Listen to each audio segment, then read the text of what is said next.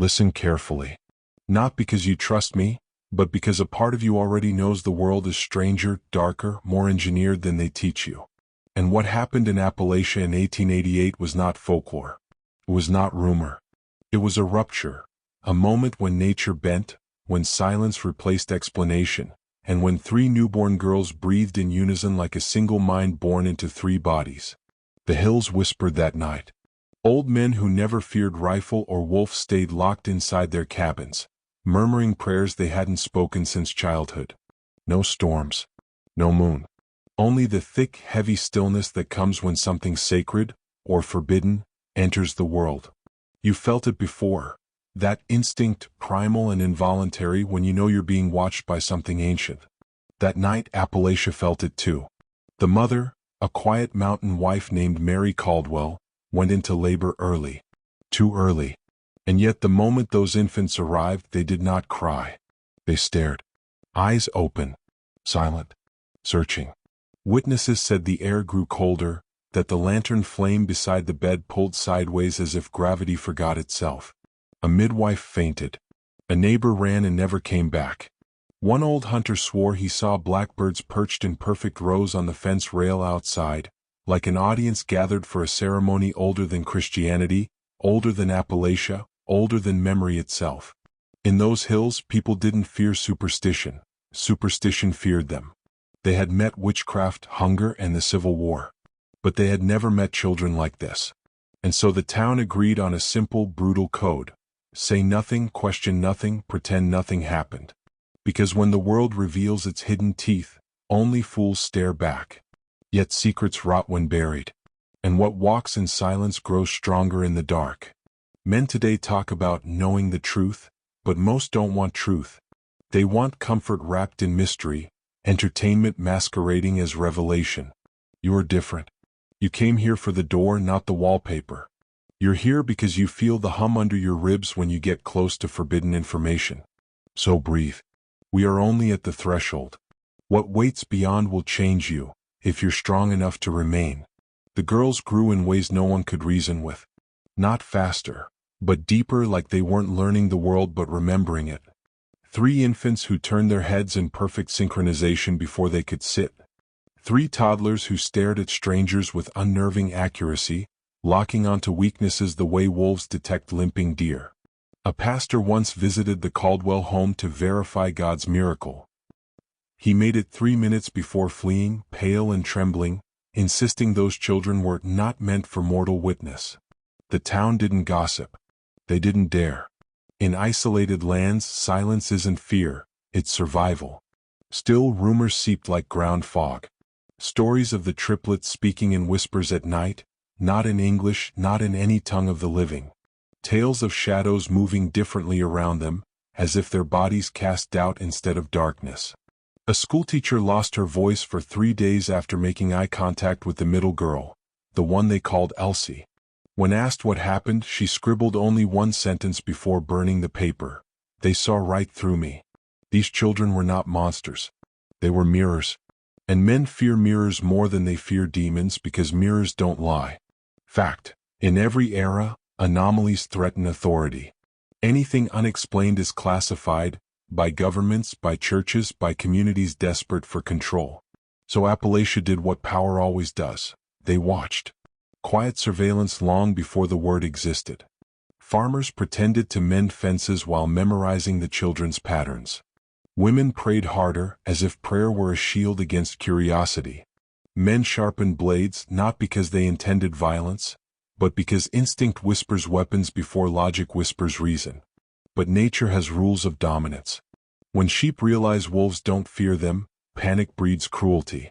And humans, unlike beasts, kill not from hunger but from dread. As the triplets approached their 7th birthday, unease grew into strategy. Control. Containment. Observation. Some said protect them. Others said eliminate risk. And the land itself seemed to wait, like the mountain roots understood that destiny is not chosen. It is triggered. Every civilization sees this pattern. What cannot be explained must be controlled. What cannot be controlled must be hidden. What cannot be hidden must be erased. You think history is discovery. No. History is disposal. And these girls were turning into something history could not digest. A secret council formed, not official but primal. Church elders, landowners, hunters, men who believed they spoke for God but acted more like men protecting their place in the food chain. Fear makes cowards noble and noble men brutal.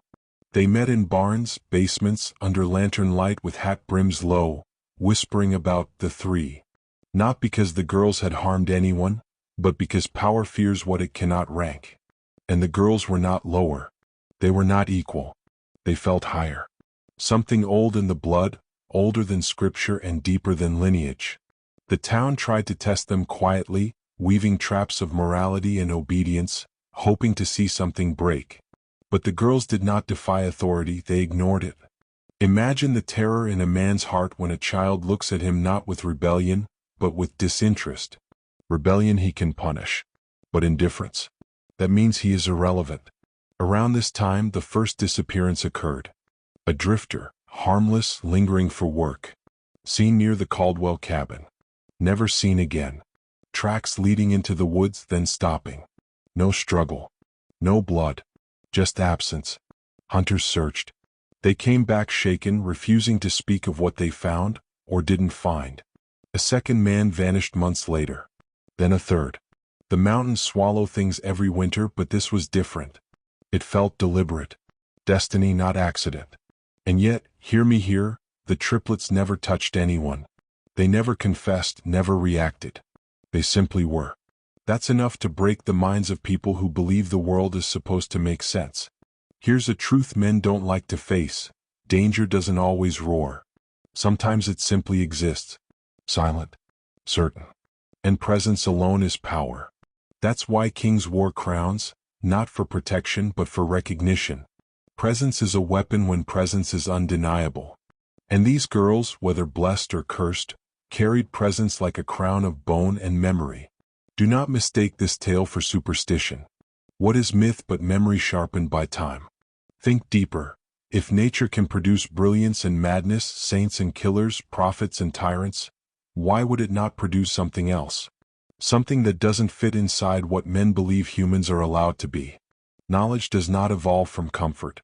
It evolves from violation, the moment reality breaks. And Appalachia was cracking. At 10 years old, the triplets displayed something more terrifying than magic or malice. Coordination without communication. Separate rooms. Separate tasks. Perfect synchronicity. A dropped spoon in the kitchen mirrored by a sudden turn of the head in the yard. A whispered word upstairs answered by a gesture downstairs. Not twins' intuition. Not coincidence. Intentional resonance. As if three bodies housed one intelligence. The town physician observed from a distance and quietly packed his bags. To leave for a family matter, he claimed. He never returned. Ordinary men fear death.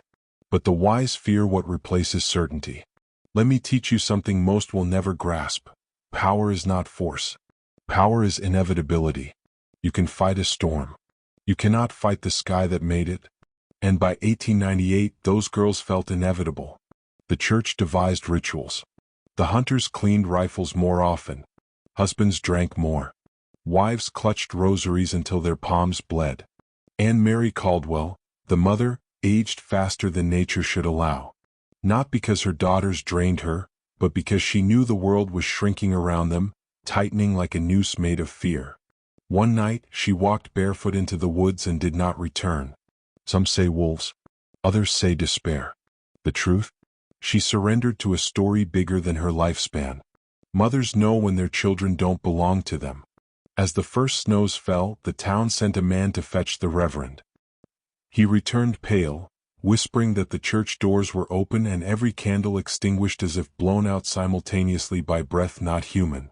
The reverend was found days later, sitting upright in his study, eyes wide, mouth open, heart stopped. No struggle. No sign of violence. But etched into his desk was a phrase no one could explain, carved backward as if meant to be read from the other side. They are not born. They are returned. This is where you feel the shift, the threshold between story and something else. Because deep down, you know legends don't start from imagination. They start from intrusion. Something stepped into human life that night. something that didn't fit, something we still don't have language for. Before we go further, pause. Breathe. Men think they want secrets until the door opens. But once you cross, you do not walk back as the same man. Every dark history, every hidden truth, every forbidden story forces a choice. Remain a spectator or become someone who sees. And seeing has consequences. The triplets disappeared at 13. Not died. Not ran. Disappeared. Their beds empty, sheets undisturbed, windows locked from the inside. A single muddy footprint outside the cabin, but not human. Too elongated. Too narrow. No stride pattern. As if whatever walked did not walk again. Search parties scoured the hills. Dogs refused to track, whimpering instead, tails tucked, eyes wide. The town settled into a collective amnesia, the kind society uses to erase what doesn't fit. Buildings fell. Names faded. Graves unmarked. History rewritten not by scholars but by silence. But men who lived long enough told their sons one rule: do not call to the mountains at night. Something might answer. Now you stand where they stood, at the edge of knowing. This is the point where a weaker mind retreats, convincing itself folklore, hallucination, coincidence. But you are not here for comfort.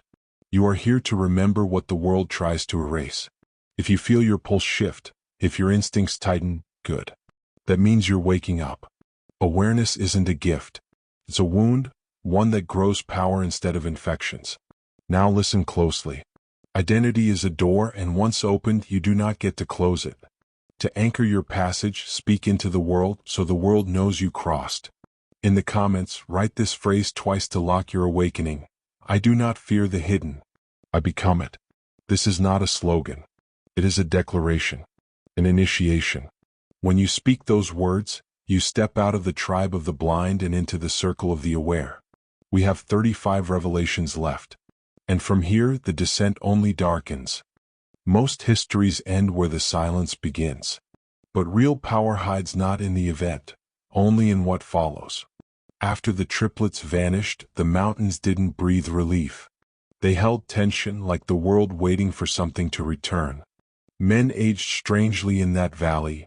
Some forgot their names in middle age, others walked into the forest and never came back. A sickness of memory, not body. But the women? They whispered. They watched the treelines at dusk. They lit candles inside drawers, closets, deep corners where light shouldn't exist, as if something invisible prowled the domestic shadows. One widow, known for keeping her sanity sharper than her kitchen knives, told a stranger passing through, "Children leave. Force leaves. Death leaves. But presence never goes." He left the town the same night and refused to sleep on Appalachian soil again. The region entered a strange era of obedience, not to law, not to God, but to instinct. Nobody hunted the northern ridge anymore. No one cut the old pines. It wasn't superstition. It was memory coded into fear. See, power never disappears. It relocates. It chooses new forms, new places, new hosts. The triplets did not die.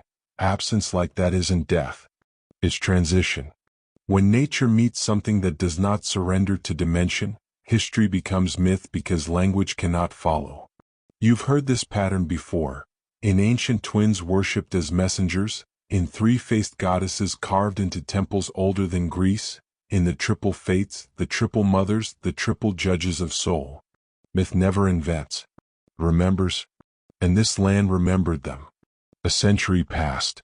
Roads came, fences, asphalt, satellites humming overhead. But machines don't erase presence. Civilization is only a blanket, thin, flammable, easily torn.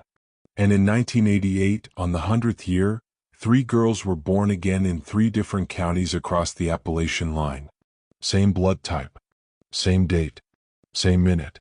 Their fathers drowned, each in calm water, each without a drop in their lungs. Hospitals called it anomaly. Families called it curse. Power calls it return. The cycle wasn't broken. It was waiting. The ones who watch from the edges of time do not forget their coordinates. They come back. Not reincarnation, continuation. Continuity without consent. And you sense it now, don't you? That hum beneath the ribcage again. That subtle question. What if some bloodlines don't evolve? What if they recur? When the second-generation triplets turned 4, something subtle happened in the hollers. Dogs barked toward empty doorways. Wind refused to enter certain valleys as if respecting territory. Old people locked windows before dusk, muttering ancient mountain prayers older than English. Not religious, defensive. The girls were quiet, polite, normal by surface. But surface is a costume. At school they spoke little, but when they did, teachers reported a strange phenomenon. Other children stopped speaking to listen, not out of respect, but instinct. The same way prey pauses when a predator steps into the clearing. Predators don't always bare teeth. Sometimes presence alone reorganizes the hierarchy. Here's a truth most men never learn. Dominance doesn't need violence. It needs certainty. The eldest girl, or the one who moved first among equals, displayed intelligence that felt less like learning and more like remembering. She'd pause mid-sentence as if listening to someone who wasn't there, then finish with perfect clarity. The second? She drew symbols in dirt, chalk, frost, spirals intersecting at impossible geometry, repeating through seasons as if marking time. The youngest smiled more than the others. A soft, patient smile, the kind that belongs to someone who knows eventual victory. People think evil grins. Power smiles. Hunters born to the mountains started refusing guiding jobs near the girls' towns. One said eyes hollow, trees move different near them. When asked what that meant, he whispered, forests don't breathe when they're close. Like the world holds breath. If nature pauses for you, what does that make you? Human? Or guest? And men never fear the supernatural. What they fear is displacement. The knowledge that hierarchy is not ours. That we might not be apex, only temporary occupant. These girls were not miracles. They were markers. Signals. The world occasionally reveals what truly owns it. Not kings, not gods, not governments, but something older than worship and sharper than science. Something that arrives when cycles of fear, faith, and silence intersect. And the mountains watched again, patient as stone, ancient as bone. The second disappearance was not taken calmly. It was not swallowed by silence. It detonated a sleeping instinct, the instinct every man carries but rarely meets, to confront what he cannot defeat. At age 13, again 13, one girl vanished from her bedroom. Windows locked. Door bolted. No prints. No disturbance. A single black feather on her pillow. Her mother collapsed. Her father screamed in the night like someone being peeled out of his sanity. But anger breeds rebellion. Trauma breeds investigation. Men who never believed in anything beyond flesh and soil formed search groups, armed not only with rifles but with arrogance. Arrogance is courage without awareness, and awareness is earned only through pain. They searched 3 days. The forest answered. A storm rose without clouds. Compasses spun. Radios died. One hunter found a clearing where the ground was burned in a perfect circle, but no fire had touched the trees. He came back whispering, "She walked out of here. Not taken. Walked." And he would not enter shadow again. Not a closet. Not a barn.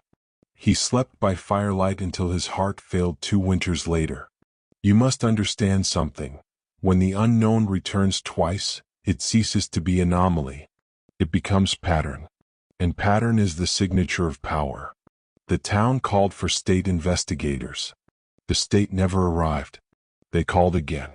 No record of the call. They drove to county offices, empty answers, broken chain of responsibility, walls of bureaucracy like a maze designed to absorb truth. Control isn't secrecy. Control is confusion. When people cannot trace authority, authority becomes myth. And myth becomes obedience. One sheriff, tired, honest, doomed, tried to speak. He wrote letters. He called newspapers. He vanished. His cruiser found idling on a mountainside road, engine on, lights off, keys in ignition, door open. No footprints. No body. Just the smell of cold iron and pine sap. Witnesses said the forest felt satisfied that morning. Nature does not celebrate violence. It celebrates equilibrium. Something was being rebalanced. And every man in that region felt something primal whisper, "It's not hunting us. It's reclaiming." Civilization teaches men to fear monsters. But the elite, the ancient, the initiated, they learn to fear anomalies. Monsters can be killed. Anomalies bend reality. And in every empire's hidden corridors, there are files marked not with answers but with warnings. Appalachia earned another file. In 1999, a military research team quietly scanned the region from air. Heat signatures strange. Geological readings strange. Electromagnetic pulses irregular. They documented one conclusion: unstable biological phenomenon. Avoid disturbance. One line decrypted decades later by someone who leaked it online before vanishing. Not entities. Nodes. Nodes. Points in a system. Meaning these girls weren't individuals, they were intersections. Conduits. Access points. The triplets communicate not with each other, but with something else. You feel that pulse of dread? That's the part of you evolution sharpened to detect predators before sight. That instinct doesn't care about logic. It cares about survival. And your instincts know what your education tried to erase. Not everything human-looking is human functioning. There are forces older than biology. Programs older than thought. Perhaps intelligence did not evolve. It circulated. Reappearing when the world aligns with whatever shaped it. And these triplets? They were alignment. A reset point. Not chosen. Inevitable. Men online debate demons, cryptids, aliens, gods, simulations. But truth isn't a single identity. Truth is function. The universe doesn't ask what you are. It asks what role you serve. And roles recycle. Consciousness recurs. Power reincarnates not through soul but through function. Some bloodlines carry memory like dormant weaponry, activated by time, geography, silence, return. You think the government hides truth? No. Government hides confusion. The truth hides itself. Hidden things choose when to be seen. And right now it wants you to see. Because once you witness, you're marked by awareness. You can't go back to sleep in the cage of ordinary men. Their world is comfortable. Yours is sharpening. Good. We stand again at a threshold, halfway to the pit, halfway to the crown. Most viewers drop off videos before this point because their minds cling to comfort like drowning men cling to debris. But you're still here. That means you're either brave, hungry, or already changed. Let's finalize that. The two remaining girls grew apart physically but not mentally. One moved states. The other stayed. Yet both began waking at the same hour every night, 3:13 a.m. Not 3 o'clock. Not 3:33. Exact. Precise. And each dawn, people around them reported the same dream. Standing in a valley under a black sky full of no stars, only shapes. Like watching intelligence were the night. And in the center stood three figures holding hands. Silent. A doorway, not bodies. When a psychologist attempted hypnosis on one of the girls, she spoke a sentence in a voice layered like multiple throats moving in unison. The return is not for your understanding. It is for your correction. Not threat. Not comfort. Decree. Men break before decrees. She returned to normal afterward as if nothing had happened. But the doctor? He quit medicine, moved to the coast, lives in a lighthouse, refuses to speak to reporters. Trauma doesn't always scream. Sometimes it retreats and reinforces. You're here because something inside you doesn't retreat. Now, as promised when we began, anchor your transformation. Write this phrase in the comments twice. I do not fear the hidden. I become it. The algorithm is not your enemy, it is a witness. Technology is just modern ether. Speaking twice marks you. Not in danger, in identity. Men who fear shadows stay prey. Men who walk into them become presence. You're crossing from curiosity to initiation. After this point, the story shifts. It stops explaining and starts revealing. Ask yourself quietly, do I want to know or do I want to forget? Only one of those paths makes a man. The deeper you go, the more the world above feels like a costume, as if normal life is a staged performance designed to distract those who might see the machinery beneath it. The second remaining girl, the one who left the mountains, lived in a quiet suburban town. She joined clubs, studied, laughed when expected. But presence is not something you escape. It follows like a shadow that doesn't obey sunlight. On her 15th birthday, she sat at a dinner table surrounded by friends and family. A candle flickered. Then every flame in the house went out at once. Phones died. Streetlights darkened. The town fell silent as if a hand pressed against the throat of reality. And witnesses say, though few admit it publicly, that her pupils disappeared, her eyes turning white like frost on glass. She whispered a sentence no one at the table understood in language, but everyone understood in instinct. Alignment approaches. The power returned. Lights flickered back on. She blinked. The moment vanished. People told themselves it was a blackout. Their minds stitched comfort over fear like a blanket on a corpse. But one man at the table never recovered. A retired engineer, logical to a fault. He spent months drawing patterns, mapping symbols, tracing mountain ranges, fault lines, star rotations. The last thing he wrote before burning every note and moving into a monastery was this: not extraterrestrial, not divine, native. Think about that word. Native. Not foreign power. Not invader. Original. Meaning humanity may not be the first tenet, or the primary one. Most creatures on Earth live with awareness of hierarchy. Wolf to bear, bear to storm, storm to time. Only modern men lost respect for what outranks them. And respect does not keep you safe. Awareness does.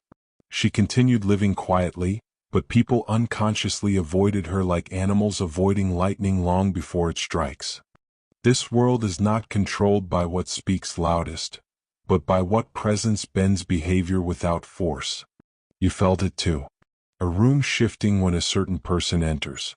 A silence heavier than sound. Dominance so natural it doesn't need to announce itself. It simply is. She was no threat. She was inevitability waiting. And inevitability is the most dangerous power in existence because you cannot escape what arrives by nature. Men fear danger. But wise men fear design. Meanwhile, in the mountains, the sister who stayed began visiting a silent spot deep in the woods, the same ridge hunters once avoided. Locals said she sat there for hours without moving, face tilted toward the sky, palms open on the ground. Nothing mystical, nothing theatrical, connection without display. A forest observer once attempted to photograph her. The entire roll of film developed blank except a single frame. 3 silhouettes where only one girl sat. Not superimposed. Not distorted. Perfectly aligned side by side. The photographer packed bags that night and drove until the mountains were memories in the rearview mirror. When asked why he fled, he only said, "I wasn't looking at 3 bodies. I was looking at one truth." Understand that sentence. One truth. Intelligence that expresses in multiples but originates as singular. Not hive mind, singular mind. Branching. Manifesting. Recurring. She began drawing symbols in the soil similar to the second sister. Spirals intersecting, radiating inward rather than outward. Travelers reported hearing humming beneath their feet, like vibration under bedrock. Scientists may call it tectonic resonance. Mystics call it awakening. The old coal mines nearby collapsed without warning, sealing tunnels that hadn't been touched in decades. Men died. Their bodies were never recovered. Rescue teams reported feeling watched by something that wasn't human, not hostile, simply indifferent. Humanity fears hostility, but indifference is worse. Hostility recognizes you. Indifference dismisses your relevance. Think about the universe, infinite, ancient, silent. Hostile forces can be fought. Indifferent forces reorganize existence without noticing you stand in the way. The girl returned home after each visit untouched, unmarked, unchanged in appearance, but heavier in presence. Her grandmother, last of the Caldwell blood, once whispered to a nurse at her deathbed, "They don't grow. They remember." Memory older than species. Awareness older than form. Repeat this truth to yourself now, quietly. Power is not given. It returns. Men chase power believing it moves forward. Real power circles. Always. And the circle was tightening again. The towns surrounding the ridge began to fracture socially. Not through violence but through pattern disruption, a subtle unraveling. Marriages dissolved without conflict. Lifelong friends avoided each other for no reason they could explain. Churches emptied, not from disbelief, but because sermons felt hollow, as if the words belonged to a lesser authority. The sheriff's station reported missing person cases without bodies, vehicles, or tracks.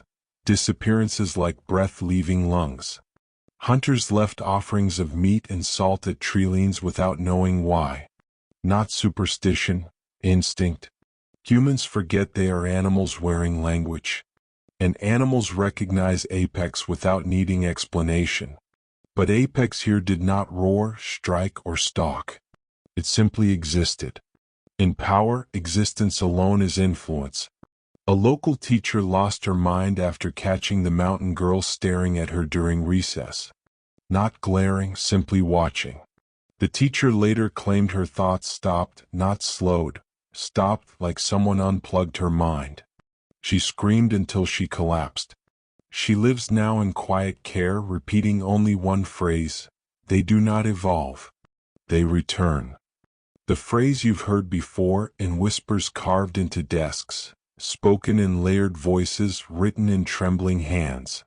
Return is not arrival. Return is reclamation. A reclamation of place, not privilege. Of authority, not aggression. Why do you feel tension in your chest now?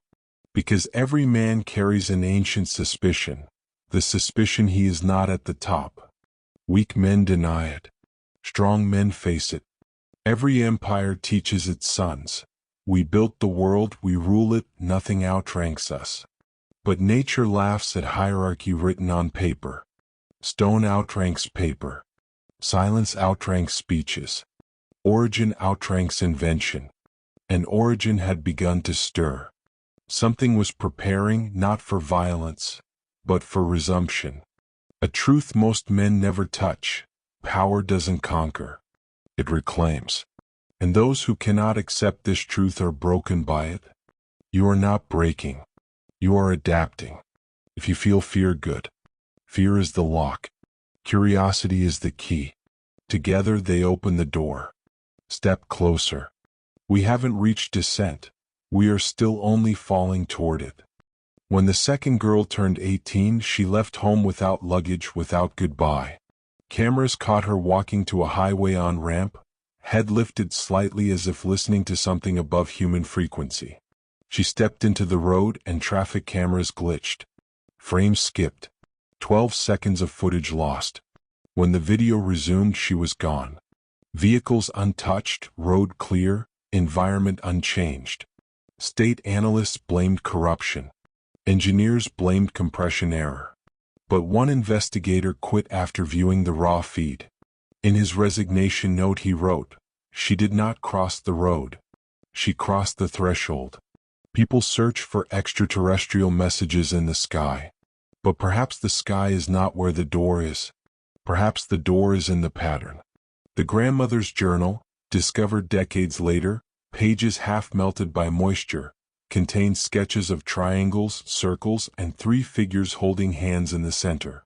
Beneath them, one sentence carved hard enough to tear the paper: "We are tenants, not owners." Understand what that implies. Humanity did not inherit Earth. Humanity occupies Earth. The difference between owner and tenant is time. Tenants leave. Owners return. That year, seismic monitors recorded vibrations across the Appalachians that did not match earthquakes, mining, or tectonic shifts. It sounded like heartbeat, but not mammalian scale. Something larger. Slow. Geologists dismissed it. Locals did not.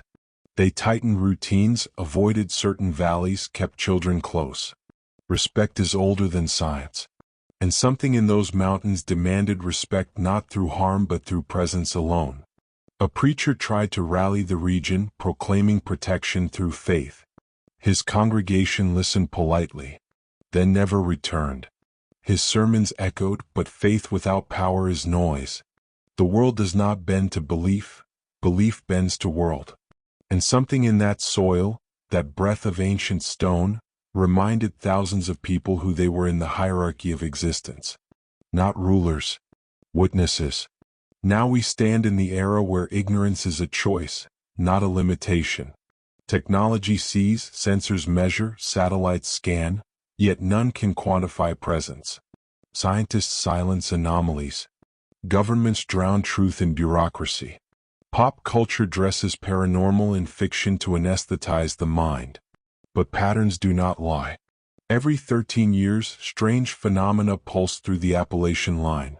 Electromagnetic surges, animal migration shifts, birth anomalies.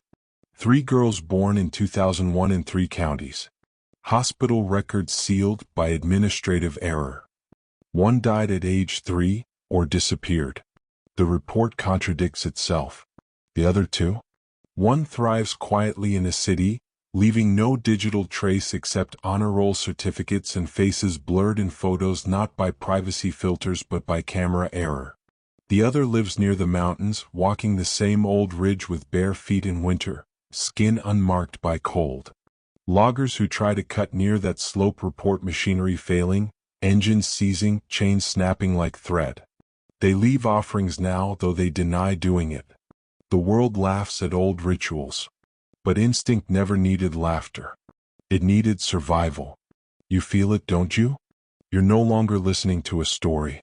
You're remembering something mankind tried to forget. Hierarchy older than borders, older than scripture, older than human narrative itself. The question is no longer, what are they? The real question is, what are we? Tenants? Witnesses? Interruptions? And here's the truth men fear most.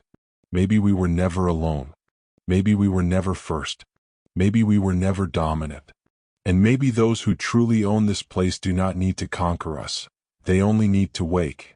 You don't come here for comfort. You come because you feel the tremor beneath the mask of reality. You come because a part of you knows power returns in cycles, not stories. And the cycle isn't future. It's now. Hold steady. Sections ahead go deeper than myth. They enter memory. And memory reshapes identity. Prepare. The descent sharpens. You think innocence is a shield. You think purity protects. But purity is simply unshaped power, raw, unclaimed, uncorrupted. The triplets were not born evil. They were born unfiltered. And unfiltered power terrifies the world more than any devil ever could. One winter night, Isaac found them by the cold riverbank. He swore they were praying, but their words were not prayers. No language he knew. No language any man in Appalachia could know. They sat in a triangle. Their breath rose in white clouds. And above them, not the moon, not the stars, but light. Isaac fled. He never told anyone. He carved what he witnessed on the inside of his cabin door. Scratched symbols, spirals, repeating circles, a shape like 3 nights bound together. Days later, Isaac disappeared. Not violently. Quietly. A blanket left folded. A fire still alive in the hearth. Footprints in the snow, leading nowhere. When they found the cabin, the scratches were still there, but deeper. As if someone had clawed through wood to keep them alive. The triplets never spoke of that night. They never asked where Isaac went. They simply moved through the valley, untouched by the cold, followed by stillness wherever they walked. Villagers whispered, "They are not children, they are invitations." Invitations to what? To see what mankind forgot. To feel what power feels like before rules existed. To remember that nature once bowed to no one, and it still chooses who it answers. You think this is superstition. You want to believe that. Every man does before he learns the truth. Not everything unnatural is evil, and not everything natural is safe. The girls were not a curse. They were a reminder.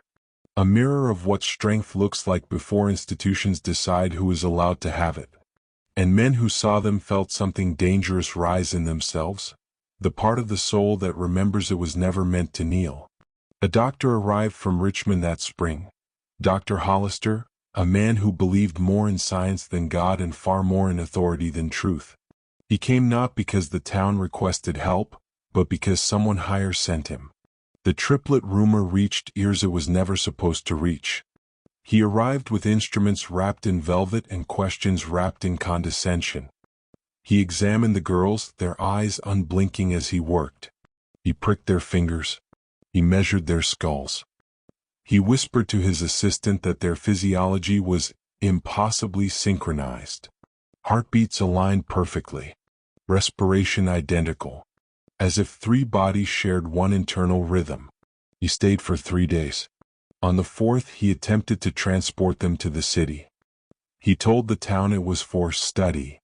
But his mistake was thinking the valley would surrender what belonged to it. The morning he tried to take them, mothers blocked the road. Not fathers, mothers. They stood silent, shawls over their heads, faces carved in grief and defiance. No weapons, no shouting, just presence.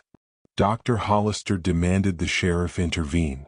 The sheriff did nothing, because deep down he feared that if those girls left, something ancient and protective might wake in the mountains, and it would not allow theft. Hollister returned to his carriage, furious. But before he left, he tried once more, this time alone at night, to take just one child. The next morning, his horses were found miles away. His carriage overturned. And Hollister? They found him wandering barefoot in the creek, speaking the same language the girls whispered by the river. He did not recognize his own name. He was returned to Richmond and never practiced again. His notes vanished. His assistant disappeared. The valley breathed again. But the mothers, those silent guardians, knew the threat was not gone. Curiosity is the most dangerous predator. And men who fear losing control always return for what they cannot understand. Rumors travel like spores, invisible, hungry, looking for hosts willing to believe or terrified not to. By late summer, strangers trickled into the valley. Wanderers, they called themselves. Scholars, mystics, men with hollow eyes seeking forgotten truths. They did not come to harm the children. They came to kneel. They left tokens by the cabin, carved stones, woven rings of hair and wild grass, vials of spring water sealed with wax.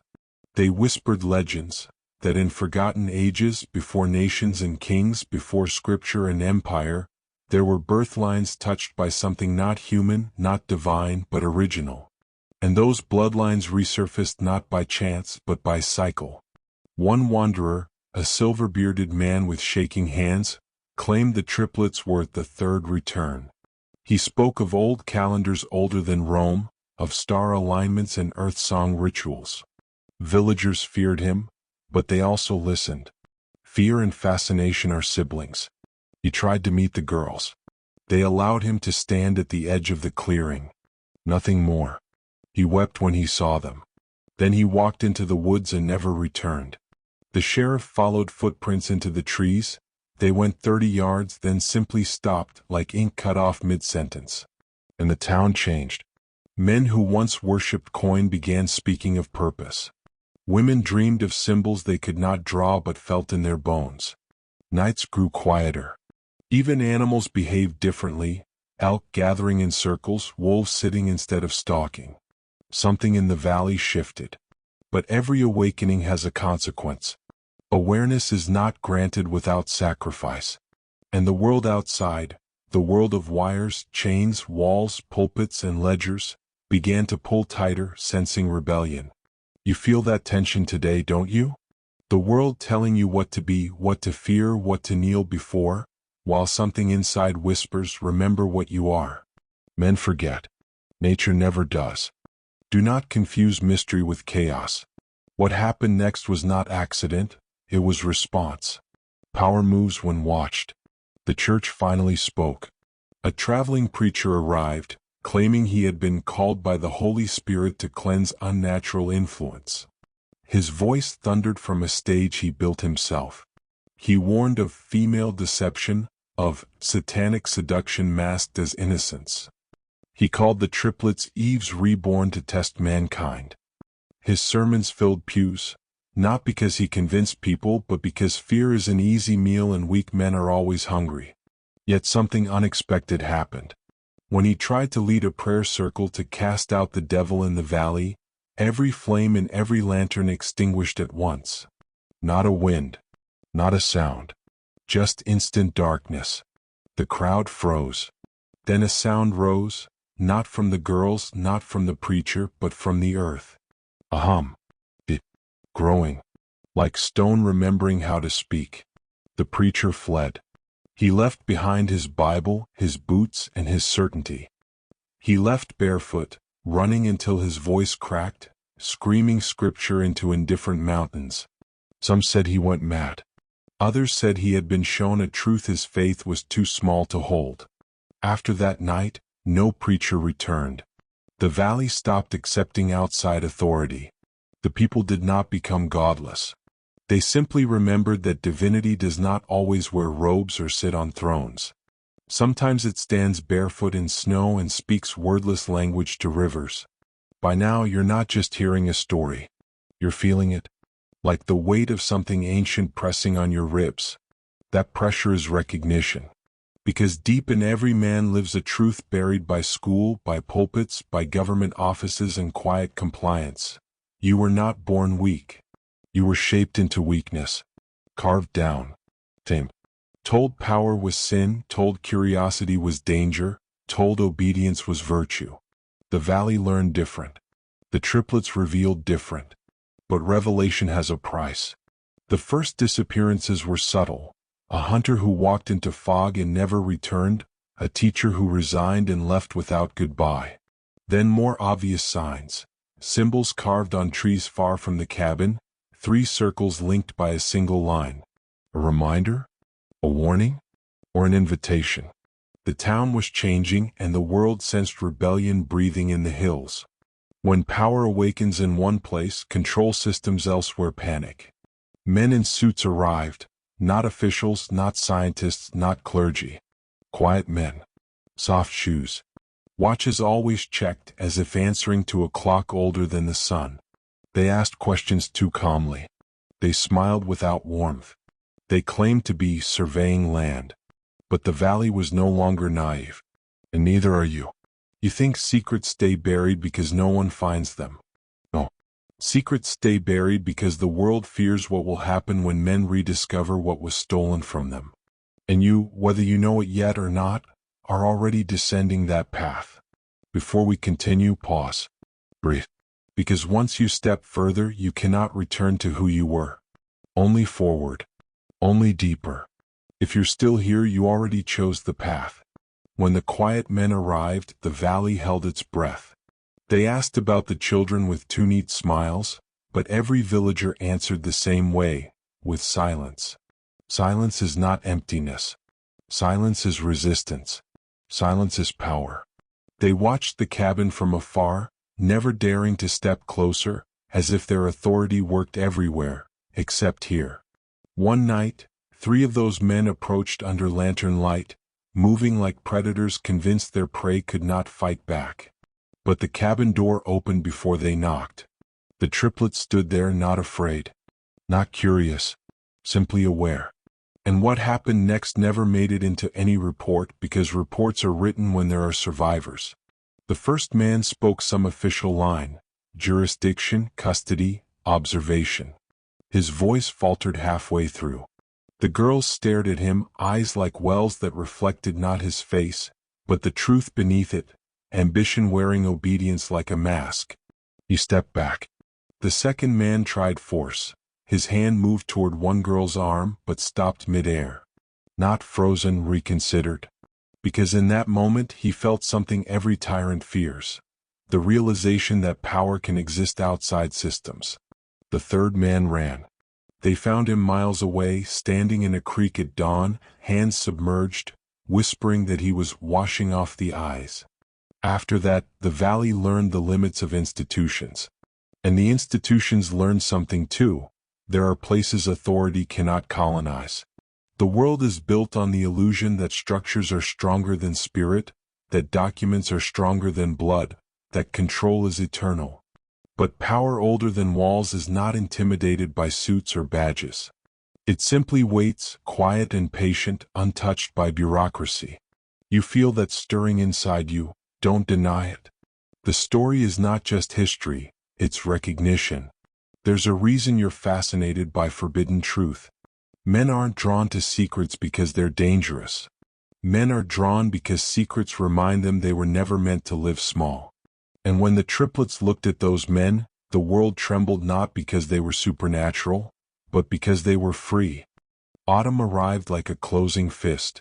Leaves turned not just red but almost black, like embers that had burned too long. Birds migrated early. Coyotes watched from ridgelines but did not howl. Stillness again. And in stillness, things reveal themselves. The valley's elders gathered, not to plan but to remember.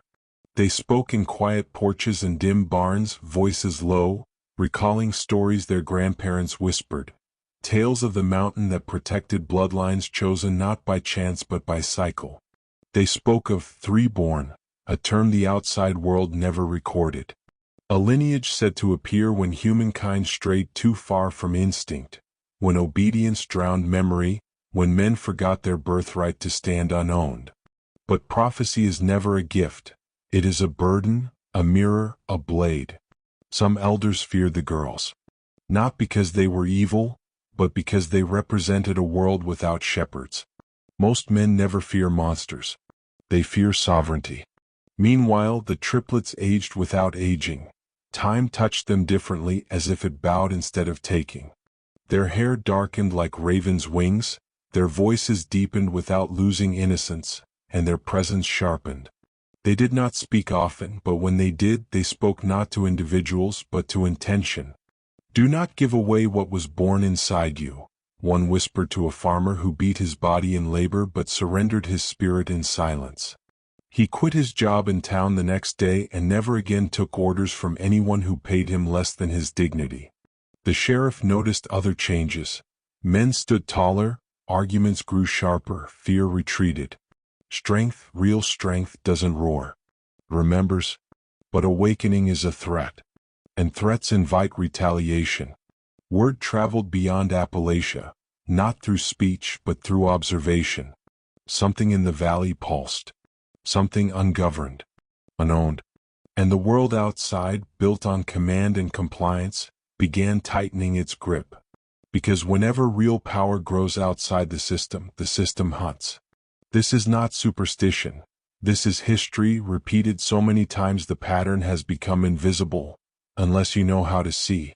And you do or you wouldn't be here. But not every man in the valley embraced awakening. Some felt threatened.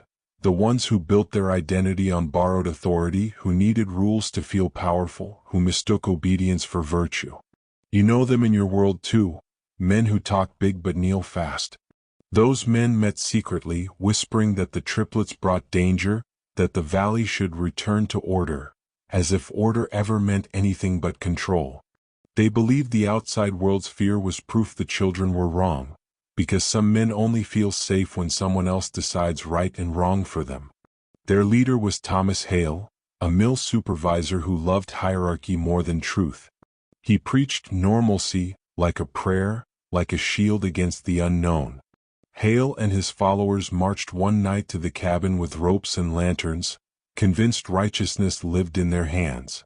But power mocked them softly before they arrived. A fog rose thick as wool, swallowing their path. Lanterns dimmed.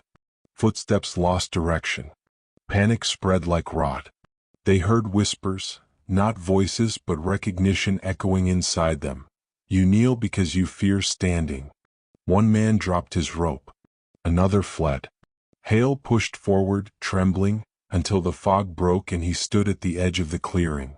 And there they were, three young figures in moonlight, not threatening, not pleading, simply watching. Hale raised his rope like an offering to weakness. But before he spoke, his knees buckled. Not from force, from shame. Some men do not survive seeing themselves truthfully. He returned home silent, aged, unable to give orders again. Some say he buried the rope. Others say he hung it in his home as a reminder of the moment he met power and recognized it was not him. Strength is not loud. Weakness is. And in that valley, for the first time in generations, weakness could no longer pretend. Then came the winter of reckoning. Snow fell early, thick enough to bury fences, quiet enough to mute distance. The valley became a cathedral of silence. And in silence, truth sharpens. The cabin lantern flickered every night, though no hand lit it. Wolves gathered near but never approached. Elders dreamt of symbols, 3 interlocking circles, a vertical line, a sun eclipsed. Dreams spread across homes like shared memory, like the valley was breathing through every sleeping chest. But outside forces don't sleep. A new group arrived, not priests, not bureaucrats, not mad scholars, soldiers. Quiet uniforms, long rifles, expressions carved from obedience. They set up camp at the valley's mouth. They spoke in coded language, guarded their food, posted watches. They believed they were masters of reality, armed, organized, sanctioned by the machine. But men connected to systems forget this truth. Nature is the oldest army. Consciousness is the first weapon. They marched toward the cabin in formation. The villagers didn't stop them. They simply watched, not out of fear but because they knew the mountain would choose. Halfway there the wind stopped. Snowflakes hung in the air, suspended, motionless, like time hesitated. Then sound vanished. No footsteps. No breath. No heartbeat. The soldiers froze mid-stride, eyes wide, bodies rigid like statues, as if marching into a truth they could not command. Minutes passed. Or hours. Time meant nothing in that stillness. When movement returned, the men lowered their weapons. Slowly. Reverently. Their expressions shifted from duty to something older than fear. Understanding. They turned around and walked back to camp. At dawn, they left the valley without orders. Men do not abandon mission unless they witness something bigger than command. And the valley exhaled again, knowing the world had tested its strength and found no purchase. The triplets had not fought. They had simply existed, and existence, when aligned with truth, is the most unstoppable force in the world. This is where most stories would end, with mystery preserved, danger survived, legend sealed. But this is not a story to end. It is a reminder, a warning, a signal. Because what happened next did not belong to the valley alone. It belongs to you. The elders gathered once more, but not in fear. In purpose. They knew the time of hiding was passing. The triplets stood among them not as children now, but as mirrors sharpened by experience. One spoke, "What sleeps in men will wake soon." Another added, "Systems break when spirit remembers." The third whispered, "Not chosen, choosing." Outside forces retreated, not defeated but delayed. Institutions never give up control willingly. They wait. They adapt. They rebrand tyranny as safety. They turn awakening into threat. You have seen it, online, on screens, in laws written quietly at night. But in 1888, in those mountains, something shifted forever. A community refused surrender. 3 girls reminded men that power does not ask permission. And the world realized something terrifying. Obedience is fragile when men remember who they are. You feel that pulse in your own chest, ancient, primal, alive. You came here for dark history, but you stayed because a part of you recognized the pattern. The forgotten self stirring. The unclaimed strength rising. This isn't myth. This is instruction disguised as memory. And you are not witnessing transformation, you are entering it. If you're still here, it means the veil has thinned for you too. And once truth wakes, it does not sleep again. You don't belong to their world anymore. The world that fears mystery, fears power, fears men who think, see, and choose for themselves. You are crossing the threshold now. And thresholds never lead back, only through. After the winter broke, something changed that even the mountains seemed to notice. Snow melted faster. Soil softened earlier. Deer returned in larger herds. The valley breathed like something alive, awakening. And news, not in letters, not in newspapers, but in murmurs, began leaking outward. Men passing through coal towns spoke of a place untouched by fear. Women whispered of children who could stop rifles without raising a hand. Traveling merchants returned from the mountains with eyes that had seen something they could not explain and would never fully speak of again. But stories are rivers, and rivers always find the sea. Soon, distant ears caught the echoes. Men hungry for control, men hungry for truth, men hungry for power in all its forms. Some came to witness. Others came to conquer. But most came because something inside them was tired. Tired of kneeling before invisible rulers, tired of trading instinct for structure, tired of believing obedience was safety. And as these travelers entered the valley, something happened that no man could deny. They changed. Their posture straightened. Their voices steadied. Their fear loosened like knots coming undone. Not because the triplets spoke to them. Often the girls simply watched, silent, like guardians of something not yet ready to be revealed. But change does not always come from instruction. Sometimes it comes from remembering. The valley did not teach men strength. It removed the illusions that made them forget they had it. Outsiders returned home altered, refusing commands, questioning leaders, abandoning roles built on someone else's expectations. And like smoke drifting upward from a single spark, the influence spread. Quietly, invisibly, inevitably. But influence is not freedom, it is a warning bell. And the world outside does not fear monsters. It fears men waking up. Power structures trembled, though they did not yet know why. They only sensed movement, ancient, masculine, sovereign. A return of something civilization spent centuries burying. And while whispers spread among men, a different force stirred among those who protect hierarchy, curiosity mixed with dread.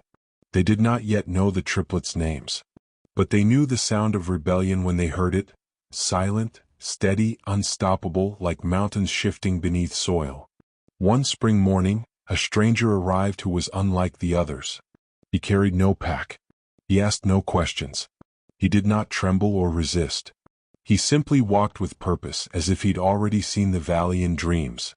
His coat was worn from long travel, his boots cracked by time. Some said he was a former soldier. Others swore he once held a government seal before turning his back on it. Whatever truth lived in his past, one thing was clear. He had shed obedience long before reaching the mountains. He called himself Elias. He sat in the general store for hours, speaking rarely, listening always. His presence unsettled the sheriff, not because he threatened authority, but because he did not recognize it. Real sovereignty makes hierarchy irrelevant. That night, Elias walked alone to the cabin, not hiding, not sneaking, simply arriving. And for the first time, the triplets stepped outside before a visitor approached the door. They faced him beneath the moonlight, wind lifting their hair like silent banners. He bowed his head, not in worship but in respect. Power recognizes power without needing proof. What passed between them was not spoken. It was understanding. The mountain accepted him. The girls acknowledged him. The next morning, Elias built a small shelter near the river and lived simply, chopping wood, carrying water, speaking little. Men sought him for guidance, and he offered none. Instead, he redirected them inward. "You already know," he would say. "You've just forgotten how to trust the knowing." Some thought him mad. More realized madness belongs to those who live by lies, not those who cast them off. Under his quiet presence, the valley's men shifted further. Shoulders squared, gaze sharpened, decisions made without hesitation. The world trains men to doubt. The valley restored memory. Yet Elias's arrival meant more than guidance. His presence signaled a new phase, the transition between secrecy and preparation. Because once the world senses awakening, it responds. And the world had begun to stir. The world responded not with armies this time, nor with sermons, nor with scholars desperate to understand. It responded with something far more subtle. Surveillance wrapped as curiosity, progress masked as protection. Agents of order arrived in disguise. Traders with too precise questions, doctors offering unsolicited checkups, census workers asking who lived where and why. They did not march or threaten, they observed. Because true control does not always swing a sword. Sometimes it takes notes. They mapped the valley, counted households, studied faces, looked for weaknesses. And the valley realized something profound. Power does not always come wearing boots. Sometimes it comes wearing smiles and carrying clipboards. But those watchers underestimated something ancient. A community bound not by law but by loyalty, not by fear but by awakening. Mothers shielded the children not with force but with silence. Men misdirected questions with mountain wisdom, brief, polite, impenetrable. And every night, the triplets stood at the river, eyes closed, listening to something older than surveillance. But you cannot watch what refuses to be seen. And one morning the census workers vanished. Their tents remained. Their papers remained. Their footprints led into the woods and dissolved in moss. When reinforcements came searching, they found only empty camps and silence thick enough to unsettle even seasoned men. The official explanation was lost in wilderness. But you and I know institutions never accept uncertainty. Something else happened. A reckoning between systems that measure men and forces that awaken them. And the world felt the shift like a tremor beneath polished floors. Something uncontrolled was growing. Something unsanctioned. Something that belonged to nature, not bureaucracy. And while the watchers disappeared one by one, stories of the valley spread further. Not through newspapers, but through restless hearts seeking meaning beyond schedules and ceilings. Men drawn to something they could not name but could feel. A pull toward truth that does not ask permission. As spring turned to summer, transformation took root beyond the valley. Rail workers in distant towns refused orders for the first time in their lives, claiming a dream told them to stop serving machines. Miners walked away from tunnels not out of protest, but out of clarity, suddenly unable to trade lungs for wages. Fathers who had ruled households through fear softened, realizing control is not leadership, influence is. Sons who had felt invisible stood straighter, spoke clearer, looked men in the eye for the first time. It spread quietly, not revolution but evolution. And people asked why. No one had an answer. Some blamed weather patterns, others religion, others madness. But deep down, those who felt the shift understood. Power was redistributing itself. Not from rich to poor, not from rulers to ruled, but from illusion back to instinct. The world has always belonged to those who remember they are not owned. Institutions sensed instability. Churches called for renewed discipline. Newspapers warned of growing unrest. Psychiatrists coined new terms for men discovering confidence. But none could stop what was happening because what rises from within cannot be seized from outside. Meanwhile, the triplets remained unchanged in appearance, neither aging nor frozen, simply timeless. They visited families quietly, touched newborns' foreheads, whispered encouragement into ears of those wrestling with doubt. Not prophecy, alignment. Not commands, reminders. And Elias watched, understanding something profound. The girls were not meant to lead. They were meant to awaken leaders. This story was never about 3 children. It was about every man who forgot his nature, and every man remembering it at once. Awakening is not peace. Awakening is fire chewing through old wood. And the world is built from structures flammable in the presence of truth. When late summer storms rolled across the valley, thunder sounded like drums, lightning like symbols being carved into sky. The triplets stood on a hilltop, hair whipping like dark banners, eyes open to the storm as if reading messages hidden in lightning. Elias stood behind them, silent. The villagers gathered, not in fear but in anticipation, instinct recognizing threshold. And you feel it too.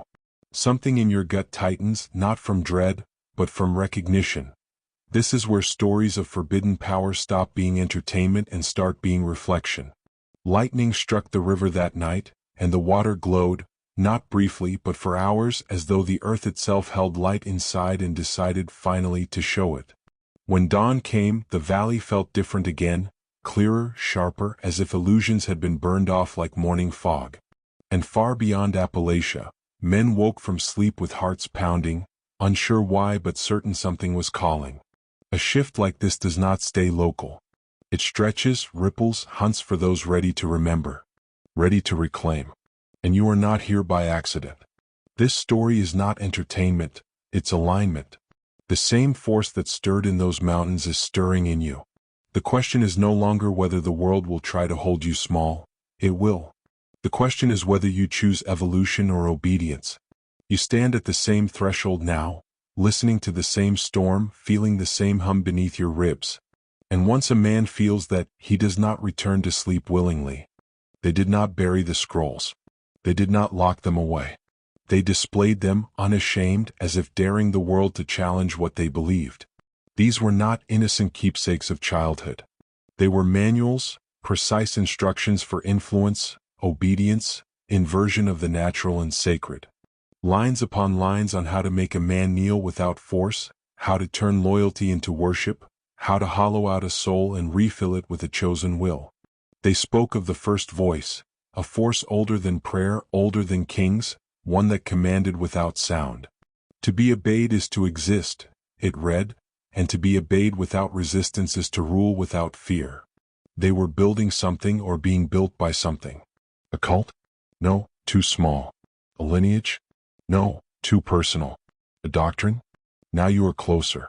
The triplets were not children to them. They were vessels. Chosen? Engineered? Summoned? Impossible to say. But every page hinted, power is not born. It is acquired. And those who acquire it do so by breaking the natural order. Do you feel the truth gnawing yet? Not everything ancient is wisdom. Sometimes, it is a predator disguised as memory, feeding through generations, waiting for a moment of weakness to take flesh again. And Appalachia in 1888 was a land weakened by hunger, superstition, loss, and faith that demanded suffering as proof of devotion. The perfect nest. The perfect crack in the world. And in that crack, 3 voices learned to command without speaking.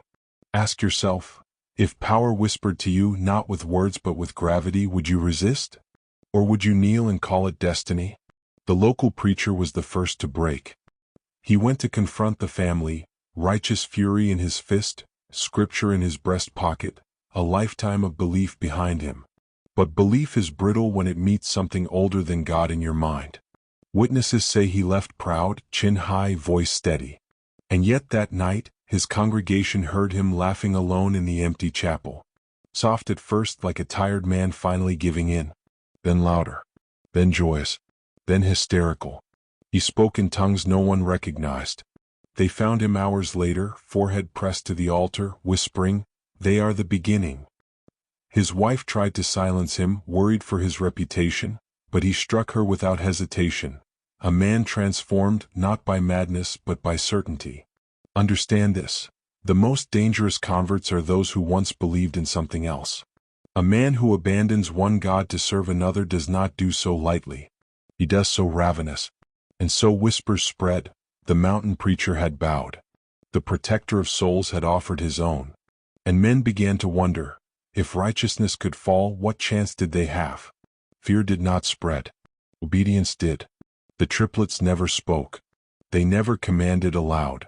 They only watched from the farmhouse porch, eyes like polished stone, and men began to bow when passing the gate. Ask yourself, who taught them? And then ask the darker question, what if they were not learning? What if they were remembering? By winter's bite, the surrounding hollows felt altered. Wind did not howl, it whispered. Coyotes did not cry, they murmured like infants. And once, only once, a hunter swore he heard the trees reciting scripture backward.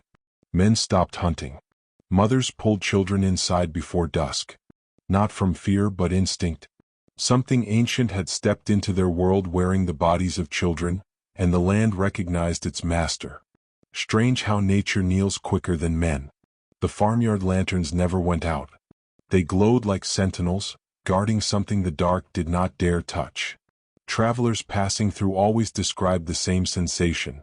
Pressure in the skull, like a hand resting gently behind the eyes, reminding them to behave.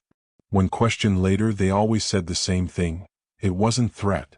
It was direction. And that is worse, isn't it? Threat you can resist. Direction you comply with, often thinking it was your own thought.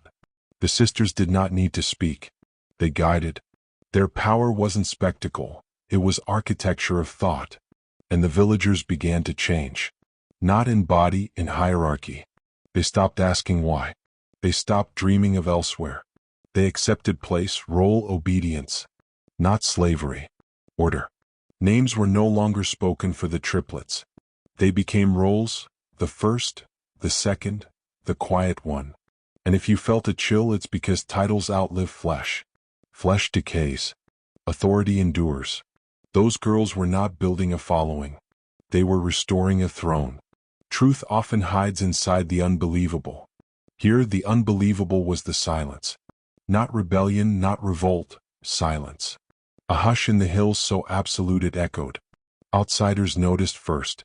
A traveling peddler arrived to find a town where children did not laugh, men did not argue, women did not gossip. Not misery, control. A peace too perfect to be holy. He stayed only one night, but in that night he heard soft weeping from the woods. Not sorrow, begging. Pleading in voices layered like harmony, let us speak again.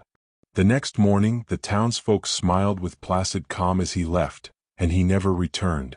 But he told his story elsewhere, and soon rumor spread like wildfire disguised as candlelight.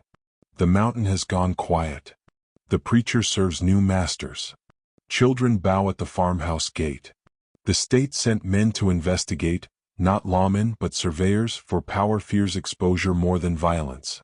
And those men returned changed, polite to the point of eeriness, refusing direct eye contact, and each repeating the same line when pressed, there is order there. Understand this, control is not always taken, sometimes it is offered by those tired of chaos. And Appalachia in winter, hungry, isolated, praying for miracles, offered its autonomy like a tithe. In darkness, some truths bloom. In obedience, some chains feel sacred. You want to know the turning point? The moment this ceased to be rumor and became legend enforced by fear? It was the widow on the ridge. The only one stubborn enough to distrust silence. She barricaded her cabin, nailed scripture to her door, armed herself with old mountain iron and older prayers. God tests us, but the devil organizes, she whispered. And she was right. She watched the farm from afar night after night, and one evening she saw movement in the barn. Not human, not animal, something like shadow given spine. Then she saw the triplets appear beside it, untouched by cold, hands clasped as if leading a ritual older than soil. She ran into the woods, desperate to warn anyone who would hear. But the trees leaned in. The air thickened. And she felt it, that thought that was not hers pressing into her skull, trying to rearrange conviction into surrender. She screamed scripture until her voice bled. And something recoiled. Faith did not defeat it, defiance did. The only weapon power fears. But when she reached town, breath ragged, hands shaking, no one listened. They smiled. They thanked her for her concern. They offered her tea. And she realized the truth, the town belonged to them now. Not by curse. Not by terror. But by willing alignment. Power that does not need chains is the most absolute power of all. She fled the ridge, but the mountain does not forget rebellion. And neither do those born to rule it. The widow disappeared 2 days later. Not vanished, erased. Her cabin dismantled stone by stone, boards repurposed. Her name unspoken as though speaking it might infect thought with doubt. That is the final stage of power, not violence, not worship, but removal of the inconvenient without protest. The triplets never raised a hand. They did not need to. Power that must act is amateur. Power that is obeyed without motion is primordial. And men in far-off cities would later ask, why didn't anyone resist? Foolish question. Resistance requires belief in autonomy. But autonomy had been dissolved, quietly, gently, like salt dissolves in water until the flavor changes and no one remembers it once stood whole. This is where most stories invent heroes. A brave stranger. A hidden scholar. A divine intervention. None came. Because the truth you fear is this. Sometimes the world does not fight evil. Sometimes it yields to the more disciplined force. And discipline was all the triplets demanded. No drinking. No quarreling. No rebellion of voice or thought. Order. Stability bought through surrender. Many men in our time crave the same bargain, though they pretend otherwise. The question is no longer what those girls were. The question is what happens to a place that remembers obedience as comfort, long after the hands that trained it have turned to dust. Power leaves imprint like teeth marks on bone, and bones do not forget. The official record says their bodies were found in the spring thaw, peaceful, untouched, lying in a circle in the orchard as though asleep. But men who saw them swore the air bent above their skin like heat without fire, as if something had departed, not died. No wounds, no decay, no explanation. The coroner wrote, "Natural causes," his hand shaking so badly the ink pooled. Natural to what? No one asked. Silence was safer. They buried the sisters in the family plot, unmarked graves to avoid disturbing whatever watched. The town held no service. They simply returned home, doors shut, curtains drawn, as though waiting for instructions that never came. Without command, some wept, not for loss but for purpose suddenly gone. Others drank for the first time in months, desperate to feel something unsupervised. The preacher locked himself in the church and screamed scripture until his voice died. Not in faith, in fear. Because once you kneel willingly, rising again feels like blasphemy. Freedom does not always feel like salvation. Sometimes it feels like nakedness, weakness, exposure to a world without order. And men untrained in freedom stumble like newborn animals, trying to remember how to think without permission. A town once commanded by 3 silent children now stood leaderless, yet somehow still listening as though expecting footfalls that would never come. Power may leave, but obedience lingers like smoke in timber. You can burn the house, but the scent remains for generations. Years passed. Outsiders moved in unaware. They planted crops where rituals once echoed. They raised barns atop buried oaths. But the land whispered to them. Not fear, memory. Some nights, lights flickered in 3 windows at once, though no one lived there. Travelers reported children humming in the orchard at dusk. Dogs refused to enter the property. Birds flew around it in perfect arcs, not daring to cross an invisible line. And men who stayed long enough found themselves speaking more softly, moving with caution, avoiding conflict as though scolded by unseen eyes. Not haunted, disciplined by legacy. Power like that does not need flesh to enforce itself. It becomes geography, culture, instinct. A sheriff once tried to plow through the orchard for development. His tractor stopped. Engine perfect, fuel full, but stopped as if held by an unseen hand. He felt pressure between his eyes, that familiar Appalachian weight of thought not his own. He left the land untouched. Not because he believed in ghosts, but because something convinced him obedience was wiser. And what men call superstition is sometimes simply history refusing to bow to arrogance.